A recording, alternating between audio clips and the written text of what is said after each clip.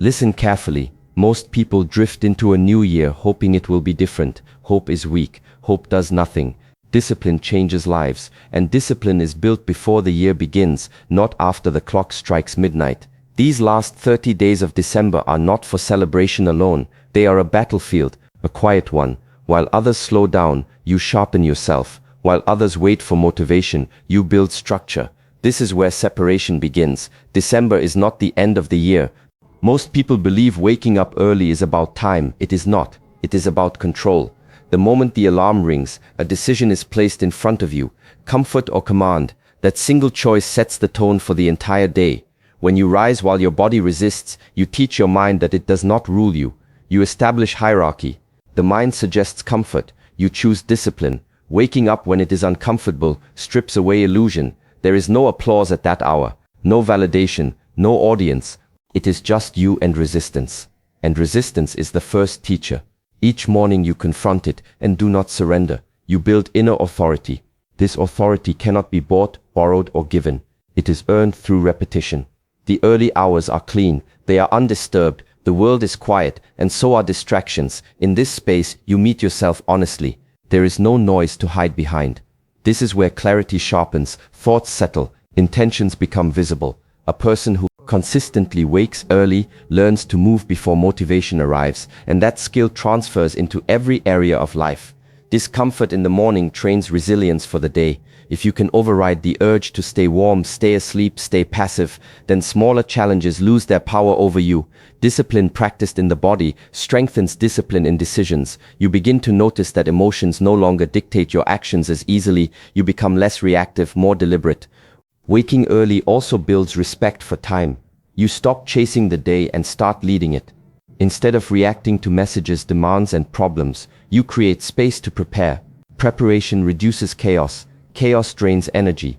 A calm and structured morning preserves strength for what matters later. There is also humility in rising early. You accept that progress requires sacrifice, that growth asks something from you before it gives anything back. Each morning becomes an offering of effort, not a demand for results. Over time, this mindset reshapes expectations. You stop asking life to be easy and start asking yourself to be stronger. The body adapts. The mind adapts faster. What once felt painful becomes normal. What was once avoided becomes automatic. This is how identity changes, not through declarations, but through quiet obedience to a standard you set and uphold daily. When waking early becomes non-negotiable, excuses lose their influence. You stop bargaining with yourself. You act first, think later. This creates momentum, and momentum simplifies discipline.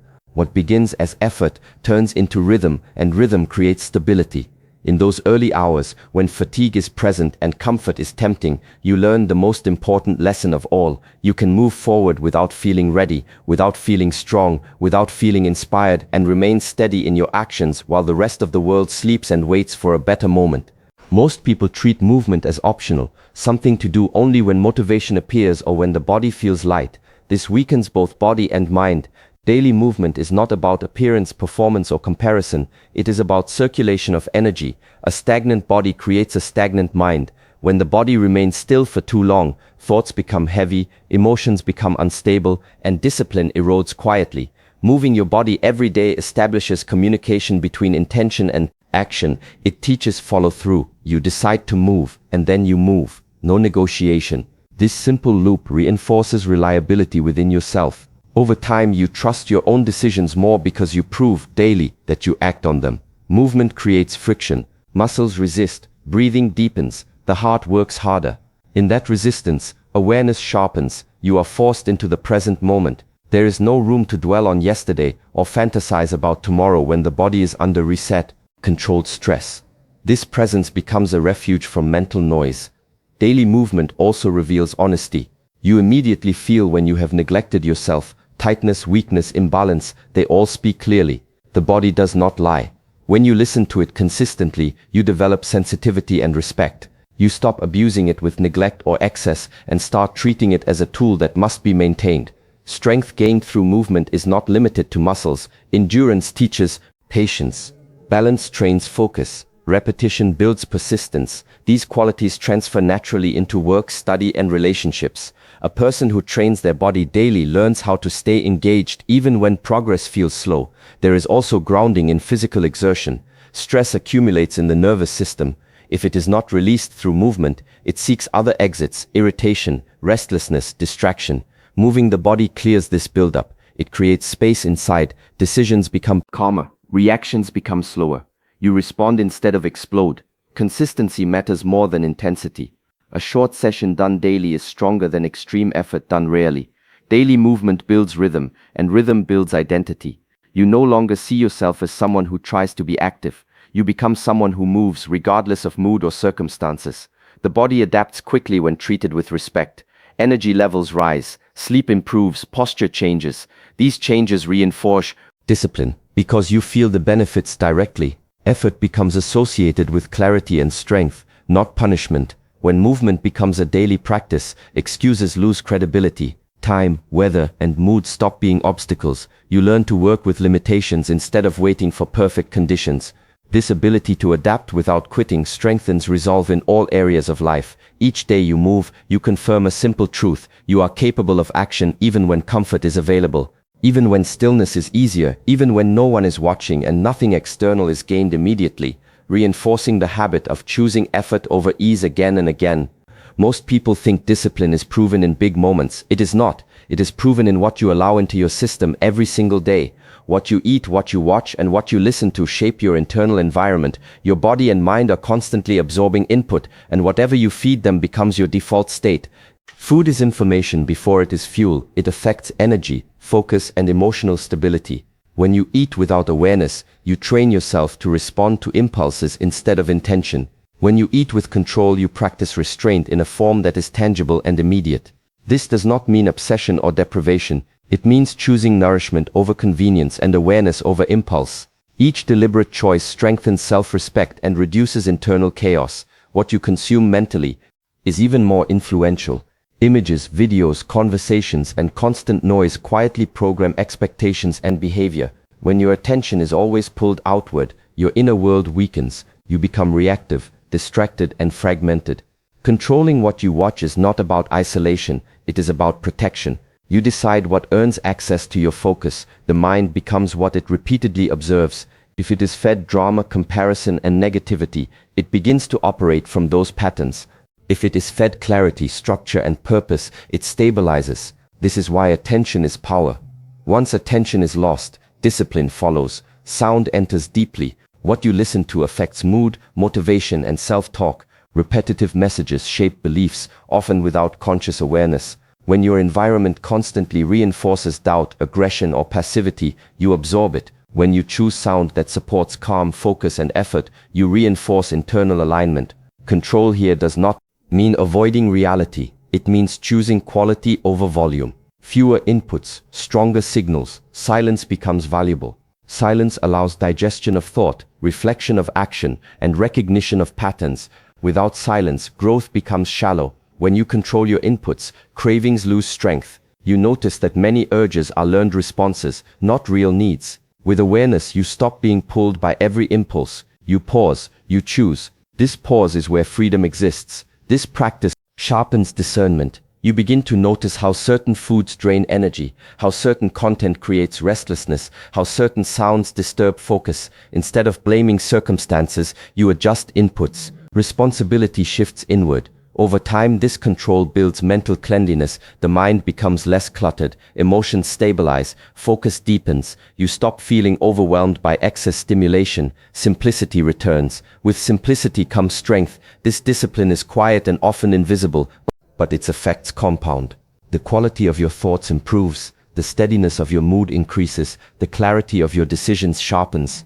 You are no longer reacting to everything around you. You are shaping what surrounds you. When you guard what enters your body and mind, you reinforce a powerful message to yourself. Your inner state matters. You are not here to consume endlessly. You are here to direct, choose, and refine day after day, input by input, building control through awareness rather than force. Most people avoid silence because silence removes distractions, and without distractions, the mind becomes visible. When noise disappears, unresolved thoughts rise. This is uncomfortable, and discomfort is what people spend their lives escaping. Sitting in silence is not relaxation, it is confrontation. You stop running and allow the mind to show you its habits, fears, and patterns. Silence exposes how undisciplined the mind has become. Thoughts jump, replay, judge, and demand attention. This is not a problem to fix immediately. It is information. When you sit without reacting, without following each thought, you begin to observe instead of obey. Observation weakens unconscious control. Awareness creates space between impulse and action. In silence, you learn that thoughts are not commands. They appear, linger, and fade if not fed.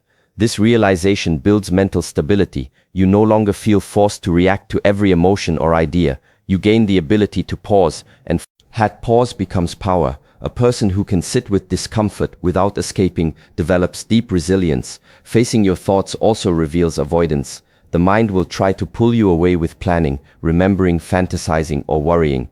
These are defense mechanisms. When you notice them without judgment and return to stillness, you train focus. Focus is not aggression toward the mind, it is patience with it. Silence teaches emotional literacy. Feelings that were buried under constant stimulation begin to surface. Instead of labeling them as good or bad, you learn to feel them fully without resistance. Emotions move when they are acknowledged. Suppressed emotions harden, observed emotions dissolve. This practice also strips away false identity. Without roles, tasks, and validation, you are left with raw presence. This can feel empty at first, but emptiness is not weakness, it is openness. From this openness, clarity grows. You begin to see which thoughts are useful and which are repetitive noise. Sitting in silence sharpens honesty. You notice where you lie to yourself, where you avoid responsibility, where you seek comfort instead of growth. There is no external blame in silence. Everything points inward. This can be uncomfortable, but discomfort handled consciously becomes strength. Over time, the mind calms, not because thoughts disappear, but because you stop chasing them. Mental turbulence settles when attention becomes steady. This steadiness carries into daily life. You respond instead of react. You listen more fully. You act with intention rather than urgency. Silence also builds endurance. Staying still while the mind resists is training. It strengthens patience, tolerance, and self-command. You learn that you do not need constant stimulation to feel alive. Presence becomes enough. When silence becomes a regular practice, clarity becomes familiar. Decisions feel cleaner. Actions feel grounded. You stop escaping yourself and sitting through restlessness, boredom, and resistance, allowing the mind to settle naturally through consistent observation and restraint. Most people measure importance by visibility. If no one is watching, effort disappears. This is where character weakens. Doing small tasks completely, especially when unnoticed, trains integrity. Integrity is alignment between what you decide and what you do, regardless of external recognition. When you act only for results or praise, discipline becomes fragile.